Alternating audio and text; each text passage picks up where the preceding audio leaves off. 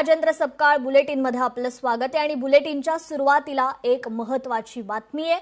उद्या होणारा टीईटी परीक्षेचा पेपर फुटलाय। पेपर फुटीनंतर टीईटी परीक्षा पुढे ढकलण्यात आलेली आहे।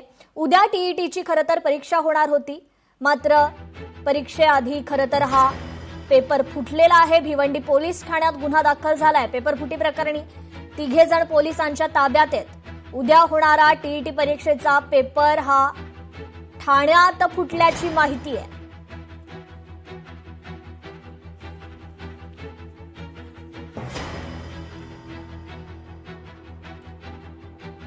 त्यामुळे कुठेतरी आता प्रवेश परीक्षांना ग्रहण लागल्याचं चित्र आहे। पेपर फुटीनंतर टीईटी परीक्षा आता पुढे ढकलण्यात आली आहे।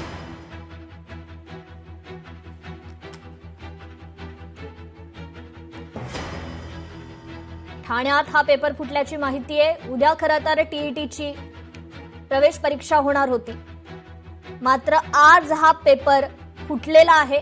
त्यामुळे उद्या होणारा टीईटीचा पेपर आता पुढे ढकलण्यात आलेला आहे। भिवंडी पोलीस ठाण्यात या संदर्भात गुन्हा दाखल झालाय। पेपर फुटींचं हे प्रकरण मात्र आता वाढतच चालल्याचं चित्र आहे। आधी देखील नीट परीक्षेचा पेपर फुटल्यानंतर ही परिस्थिती निर्माण झाली।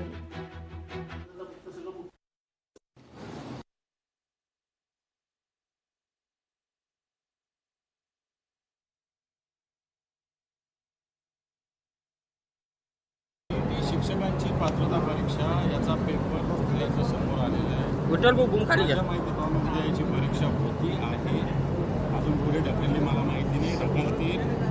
परंतु या सरकारला साधा टीईटीचा पेपर सांभाळता येत नाही। नीटचं सगळं केंद्र महाराष्ट्रामध्ये आहे। हे सरकार गुड गव्हर्नन्सच्या गोष्टी करतं, हे सरकार झिरो टॉलरन्सच्या गोष्टी करतं। कुठं गुड गव्हर्नन्स आहे, कुठं झिरो टॉलरन्स आहे। एवढ्या नीटच्या लोकांना जेलमध्ये टाकलं तरी टीईटीचा पेपर फुटतो। याचाच अर्थ सरकारचा कुठेतरी पेपर फुटीमध्ये सहभाग आहे।